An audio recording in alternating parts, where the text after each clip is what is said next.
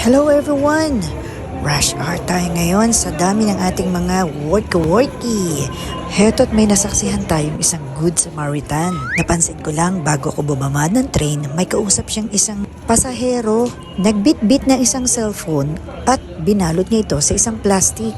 At saktong pagbaba namin, dinala niya ito sa isang lost and found office. Mapapansin niyo sa kanyang kanang kamay, ingat na ingat niya itong bit-bit. Nakakatuwa kasi nandun ang concern niya sa nagmamay-ari nito.